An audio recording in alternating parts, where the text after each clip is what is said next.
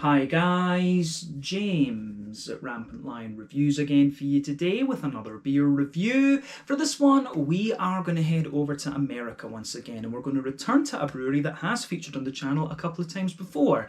This particular brand of beer that they do though has featured on the channel once, and I was impressed with the last one that I had from these guys, and the one we're going to look at today is a different style, so fingers crossed it follows on in the same vein from that, and I hope that you guys enjoy my take on this one as well. Hopefully it's another interesting beer.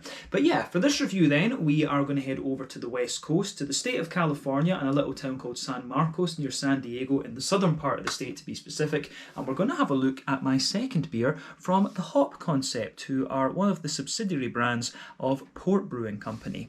So this particular beer is called Don't Drink Barleywine. It comes in at 10.5% ABV, and this one is an English style barley wine, which is quite an unusual find actually from an American brewery, at least in my experience. So yeah, very curious to see how this one turns out. Hopefully it's another interesting beer, and I hope that you guys enjoy my take on this one as well. Incidentally, we got this beer here in Sweden as part of the Tillfälligt temporary assortment through Systembolaget, and I think this one was released sometime last year in 2020. This one's been sitting in my fridge for a good couple of months anyway, but when it's a barley wine, that's always good. Age always works very well with these beers. But yeah, nice to finally get it cracked open, so let's crack on with the review then. So, as always with my reviews then, I'll tell you a little bit about the brewery before we taste the beer.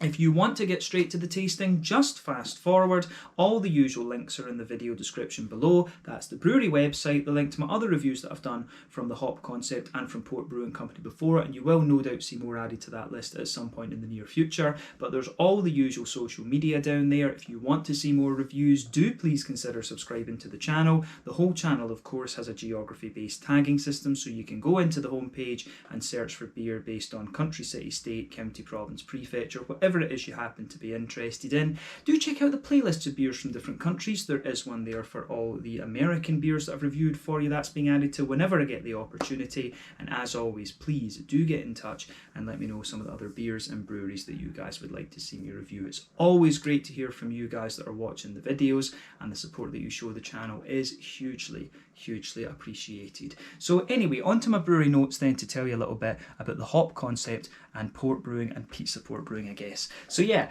as I've mentioned to you already, the Hop Concept is a kind of subsidiary brand of beer. So it's one of the kind of 4 or 5 brands that are produced by the same brewery company in San Marcos in California, near San Diego in the southern part of the state. So the brands involved in this company are Port Brewing Company, Lost Abbey, Hop Concept, Tiny Bubbles, and also the history is tied to Pizza Port Brewing as well. So the root of this whole thing goes back to Pizza Port Brewing. This company is based in San Diego in California, and it was founded by siblings Gina and Vince Marsalia when they bought a struggling pizza place in Solana Beach back in March of 1987. So they had some free space within this premises, and so Vince experimented a bit with home brewing there and just gradually built it up over the years. But a few years later, they went for it properly commercially, and they installed a 7-barrel brew kit, and the first Pizza Port beers were produced and released for sale in October of 1992. But over the years, they've continued to expand and added more restaurants and things and different kinds of beer to the repertoire.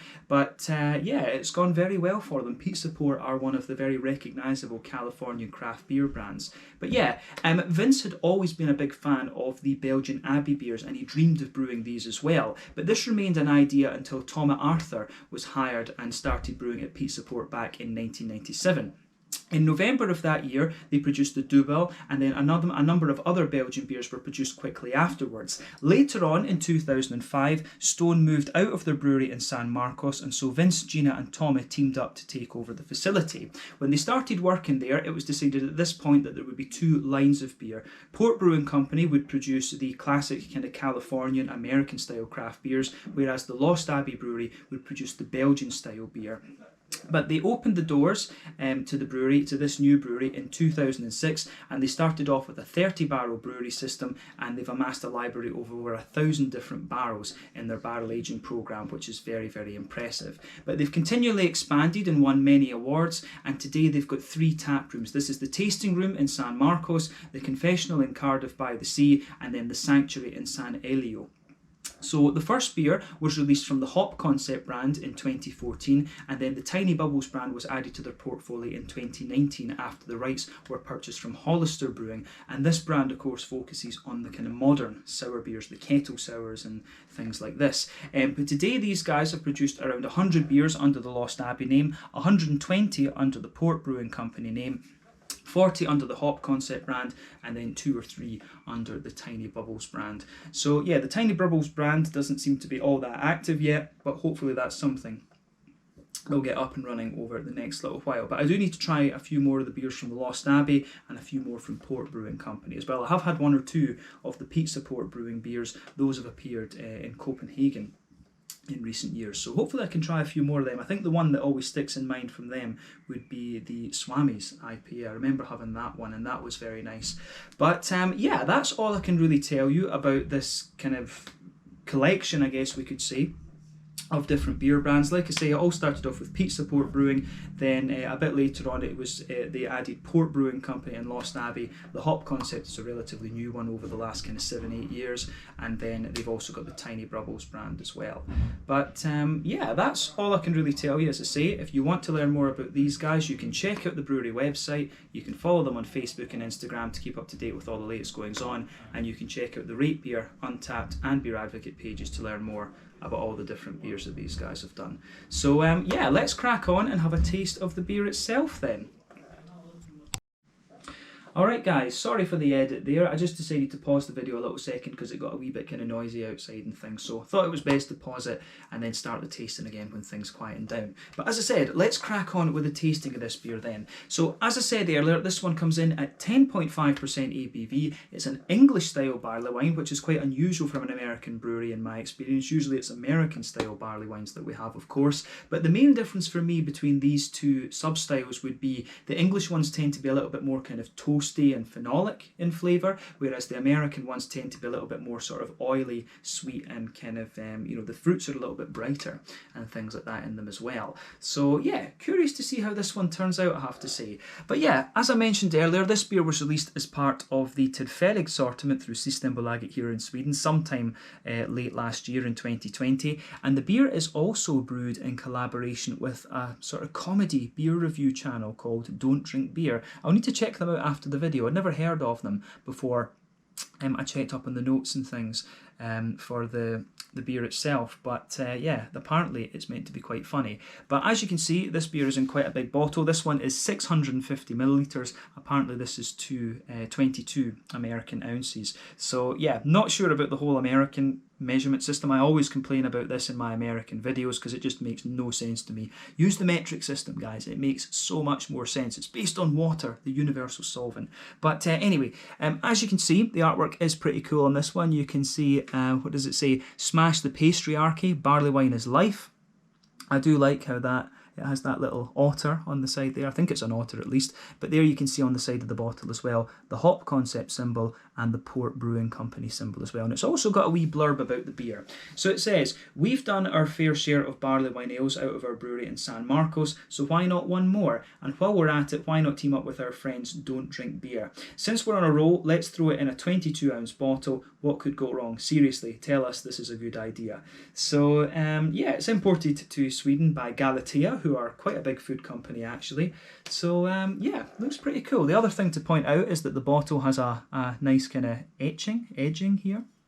Etching, I guess it's an etch, where the beer is filled up to as well. But as you can see, the bottle cap on this one is nice, the Hop Concept one. I don't think I had this from the last beer. The last beer we had was dank and sticky, which I'm sure was a can, if I remember rightly. But yeah, that was really good. So my first bottle cap from the Hop Concept as well. But yeah, 650 millilitres. As I said, a 10.5% English style barley wine. Let's get this guy out and we'll get on with the tasting then. Been looking forward to this beer for quite some time. So, nice little bit of smoke on the opening there, and it didn't explode on us, which is always a good sign. So let's get it out and into the glass. Here we go. Ooh, I think this is going to be very nice. So, there we are. I think that will be nice. I think that's about half the bottle we've got in the glass. So that should be enough for the moment. I'm going to go and share this beer with my friends afterwards, of course. But yeah, that would be a hefty challenge, to drink a 10.5% barley wine by yourself. That would be a bit mental. But yeah, I think we've got just about half of the beer in the glass there, so somewhere in the region of 330 mils in this one, which is a standard bottle over here in Europe, of course. But yeah, this beer looks really nice. So before the head disappears, you can see that this one poured with about a quarter finger of a frothy, I would say kind of fawny coloured head, sort of cream coloured head. That's fading away to just be a very kind of thin, wispy, foamy layer now, but it's leaving a nice ring around the edge of the glass there. But yeah, that's kind of to be expected. When a beer is like 10.5%, it's not going to retain its head for all that long. But in terms of appearance, this beer has a lovely kind of bright mahogany colour. I'm not sure how well that's going to show up on the camera, but certainly it's got a very nice sort of mahogany edge to it. It looks very, very nice actually. So yeah, it kind of looks, it's kind of coppery, a mix between coppery and mahogany. I think that's fair to say. But it's got a lovely kind of it's got a lovely sort of natural haze to it. This is kind of what you would expect of, like West Coast IPAs and things like that. Remember, when it comes down to it, that the barley wine is essentially the big brother of the double IPA. You've got the pale ale, the IPA, the double IPA, and then the barley wine. These beers are all related to each other through their kind of hop to malt ratio. So yeah, the barley wine is, just a slightly bigger version of a West Coast double IPA almost. Although I've never been quite clear on what the difference between a triple West Coast IPA and a barley wine actually is, but that's by the by. That's something I do need to look into at some stage. But in terms of barley wines and its colours, this is definitely not out with the realms of possibility. A lovely sort of coppery, mahogany type colour. The American ones in my experience tend to be a little bit kind of darker than this, but it can vary, to be honest. But one or two big bubbles sticking towards the side of the glass, a few little ones going up towards the bottom of the head there, and there's a few bits and bobs of sediment floating around in this one as well. But yeah, let's have a closer look at the aroma of this beer then and see how we get on. Nothing surprising about the appearance of this beer. That does smell very nice actually. It does smell a little bit more, it smells like a kind of combination of American and English actually. It's got a little bit of both. Like I said earlier, when it comes to the English barley wines, they tend to be a little bit more kind of roasty and toasty and sometimes a bit bready as well and grainy. But the American ones are more kind of sweet and brown sugary. But it's the fruits, I think, that make this one seem a little bit more kind of as a kind of hybrid between the two sub-styles, if you like. It's got a little bit of almost cakiness to it, and you've got some of the dried fruits in there and some of the phenols, but then you've also got the big oily character that you would expect of the American barley wines as well. So I think this is going to be interesting when it comes to the tasting. But yeah, let's try and break down the aroma of this beer a little bit more for you. Okay, sorry about the edit there again, guys. I'm really just getting no peace and quiet to do this review, and it's very frustrating, I have to say. But yeah, let's continue on looking at the aroma of this beer then. So as I say, there's a bit of English and American character to this one, so we'll break it down a wee bit more. So, the backbone of this beer, first off, you can smell a nice little bit of a breadiness in there. You get a bit of a kind of brown bready, sort of wholemeal bready type character kind of sitting underneath. There's a good little bit of brown sugar as well, which is great. When it's 10.5%, you can expect a good little bit of brown sugar to come out of it. Big sweet caramel to this one. Remember, when it comes to these kind of barley wine beers, these tend to undergo fairly long boils, so you're talking about a 4 to maybe 5 or 6 hour boil in these ones. That helps determine the colour, of course. The longer you boil the wort in the beer, the more the sugars caramelise, thus you get a darker colour of beer. But yeah, kind of interesting, of course. That always plays a role. So with this one, for me, the caramelisation of the sugars, it doesn't smell as if it's been too long a boil, but you do certainly get a wee bit of that kind of treacle molasses sort of thing out of this one. There's a sweet caramel coming out of it, some nice kind of McVitie's digestive biscuity elements in there. I do get one or two kind of woody notes to the beer, a little bit of a kind of nutty undertone as well. You've got all of these things. These are quite common actually for barley wines, but I'd say that overall the malt base for me, it does lean a little bit more towards the American side of things. I would say that this is a more American malt base than an English malt base. If it was an English malt base, you'd potentially get a little bit more kind of graininess and toastiness out of the bread, and the brown sugars might be a little bit darker as well, actually. So that's an interesting point to say about this beer for sure. It really, for me, there's a lot of American character to this one in comparison to English character, really. But in fairness, at the same time, you do get a little bit of cakiness out of it as well. You get a little bit of that kind of fruit cakey sort of thing, which I think is great. And the fruits, I think, we'll talk about the fruits later, but the fruits, as I say, they've got a wee bit more of an English character to them. But yeah, for me, the malt base in this one, nice kind of bit of brown bread to it, but quite a sweet brown bread at that, I would say. Some bread crusty elements, woody and nutty undertones in there. As I say, a wee bit of a treacly molasses sort of thing, but I'd say that's kind of minimal compared to the sort of sweeter side of the caramel. There's definitely a bit of toasted brown sugar in there, as well as a little bit of a kind of biscuity, I could kind of McVitie's digestive biscuity sort of thing coming out of this beer. But yeah, the aroma of the malty backbone in this one is very, very nice actually. So yeah, I think that covers the malty part of the beer for sure. But yeah, on the hoppy side of things then, just going by experience, I think this beer has a little bit of a kind of old school American blend in it. I think it might be something along the lines of like Cascade, Chinook, maybe a bit of Columbus, something like this. There's just something very, very familiar about the kind of hoppy components to this beer. So for me, there's definitely a wee bit of earthiness in the green component. There's definitely a little bit of a kind of floral aromaticity in there. And you've also got a nice little bit of a kind of grassy, zesty kind of quality coming out of it. So I really like how that goes together in this beer as well. There's a nice mix of different things going on in this one.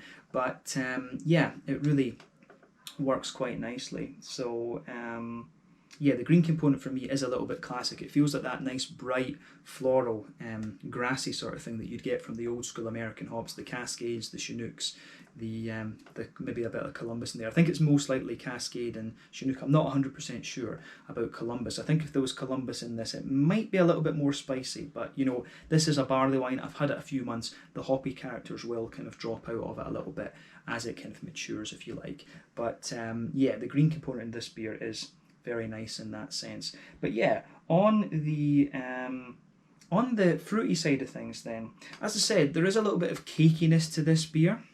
For sure, you do get a nice little bit of that in it. So for me, I do get a little bit of a raisiny sharpness. There's a wee bit of a kind of sultana type quality to this one. So that we're clear, sultanas for me are the dried sort of white, green, pinky coloured grapes, whereas raisins would be the dried purple grapes. So it's got a wee bit of that kind of dried kind of sultana type quality to it, that dried grape. There's maybe a wee touch of an apricot-y note in there as well, but other than that, there's definitely some nice figgy qualities. There's a bit of a kind of blackcurranty element in there, and a nice big oily sort of blackberry kind of thing too. So there's a lot of big juicy fruits in this one, and you do get a bit of that more oily American fruit on the kind of tip of the nose almost, but then you get the kind of more dried fruits that you do, and the cakey element that you would associate with the more English style barley wine as well. But yeah, the aroma of this beer is really nice. It's got a lot of depth to it. So let's take a closer look at the flavour of this one then. I think it's about time that we've tried this one. So yeah, this one is the Don't Drink Barley Wine from the Hop Concept, one of the subsidiary brands of Port Brewing Company in San Marcos in California, close to San Diego, sorry, in the southern part of the state. Let's get stuck into this one. Slàinte, skål, cheers.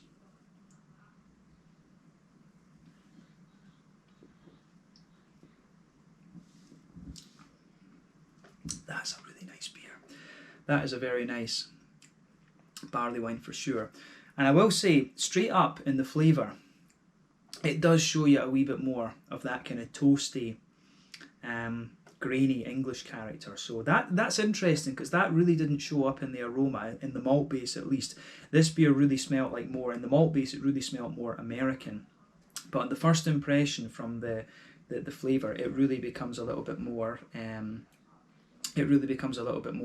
sort of, it becomes a bit more kind of, I would say, a bit more English in that sense. So that's kind of interesting with this beer for sure.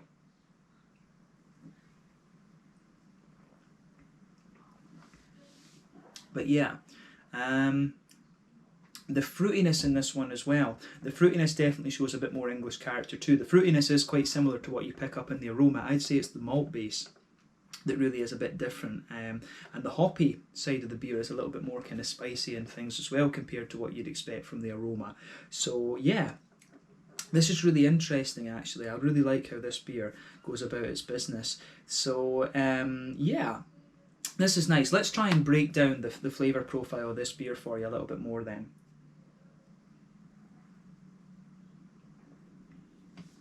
So, yeah, it's really got a lovely sweet booziness to it as well.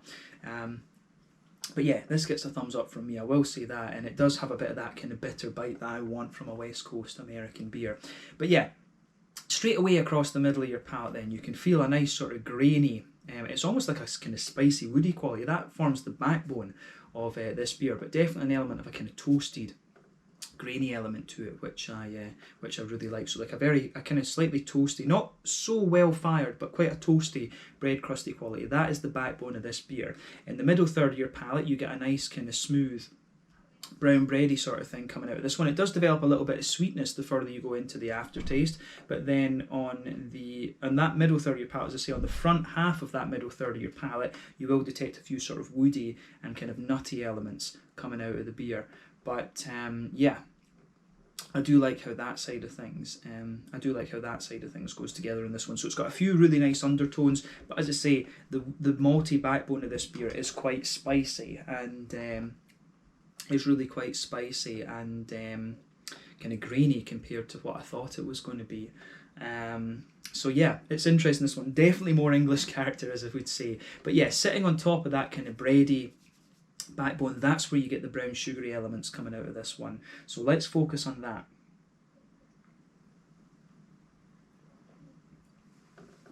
So yeah, in the very centre of your palate then, you'll sort of feel this nice oily circle there, and you can feel that in the very dead centre of your palate it's quite concentrated in a sense, so you can feel the big heavy treacle molasses like notes. You can feel those nice big treacle molasses type notes sitting in this the very middle of your palate. As you move a little bit further out from that, it becomes a little bit sweeter and more kind of caramelly in a sense, and then beyond that it starts to get a little bit more like a kind of toasty brown sugar, and eventually it becomes a little bit more like a kind of McVitie's digestive biscuit sort of thing, or for the American viewers amongst you, cookie like. It's really got a little bit more of that kind of grainy biscuity sort of thing. But yeah, in a lot of ways this is quite a straight shooting barley wine in a sense, but to me the malty side of the beer really leans towards that English sub-style of barley wine, if you like. So yeah, that's an interesting point to take away from this one for sure.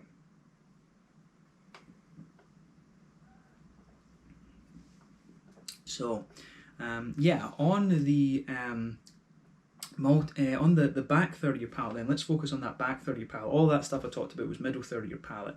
Border region between middle third and back third of your palate, you get a little bit of a sort of bready build up again. It almost comes across as a little bit cakey like, but there's a wee bit of a toasty grainy element in there. Then on that back third of your palate, again it really starts to lean, the sort of intensity of the kind of toasty grains and stuff comes out a little bit more, and it's almost got a bit of bitiness to it on the back third of the palate. But sitting on top of that, you get a little bit more of a kind of yeastiness there. You can feel a bit of the kind of more airy yeasty quality to the beer. But this one, the flavour isn't sort of too tall in a sense on this one. When you start at the back third of your palate, you can feel the flavours kind of like this, from the, you've got that grainy base and then the kind of yeasty characters sitting in there. That sort of, it's almost like a brown bready kind of airy yeast. But then as you move further forward, it condenses down quite a bit. Then as you go into the middle third of your palate, it's a lot more kind of condensed and sort of squished, squished together actually. So I do like how that side of the beer goes about its business. The malty backbone in this one is very nice, but it's the grainy toastiness, I think, that really gives it a more English barley wine kind of quality, if you like. But yeah, let's focus on the hoppy side of things then. Back corners of the palate, there's a nice little bit of earthiness in this one.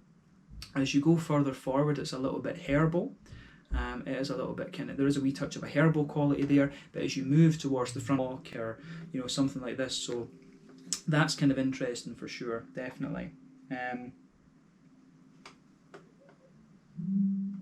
But yeah, round the front curve of the tongue there, it's really, you do get a nice little bit of a lighter kind of grassy element out of it. There's a wee bit of a citrusy, zesty sort of thing. And yeah, it goes together really nicely in that sense. You can see what I meant by the noise earlier, doing my head in.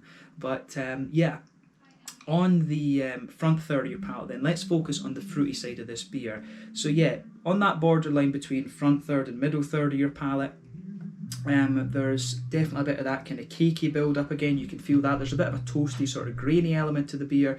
Then on the base of that front third of your palate, it's a little bit more kind of bready and things again. Again, you get a little bit of that kind of grainy quality in there. Sitting on top of that, you get that nice oily bubble where those juicy fruity esters just kind of roll their way out of the beer. So yeah, let's focus on that fruity side of things then. But like I say, back part of that front third of your palate, there's definitely a cakey element to the beer. On top of all that, you do get a wee touch of a raisiny element. Underneath that, you're getting more of a kind of sultana type quality, and yeah, you can feel that sort of dried sultana note. Then as you move further forward, you start to get a little bit of a kind of figgy element. As I say, I think this is kind of I think this is a little bit of a kind of cascade quality coming out of this one. I think that's what's giving you the wee figgy notes. Then on the front part of that front third of your tongue, you're getting a little bit more of a kind of, as I say, a more oily blackberry kind of element coming out of it. So yeah, definitely a wee bit of an oily blackberry quality sitting on top of that. But it really, the whole vibe of this beer, it has more of a kind of dried fruity quality to it, which is really quite interesting. But yeah, the fruity side of this beer definitely, again, more a kind of phenolic, cakey sort of English barley wine type thing. So yeah, it's quite interesting how this beer goes about its business. There's a few elements, as I say, of American barley wine, but I'd say overall the beer does lean a little bit more towards that English side of things, the grainy side of it, and that sort of fruity side of things. So yeah, interesting, as I say, how that goes about its business, but most definitely an English style barley wine, I would say. And I like it. I do like how this beer goes together. So in terms of the mouthfeel of the beer then, to round off the review, I would say that this beer is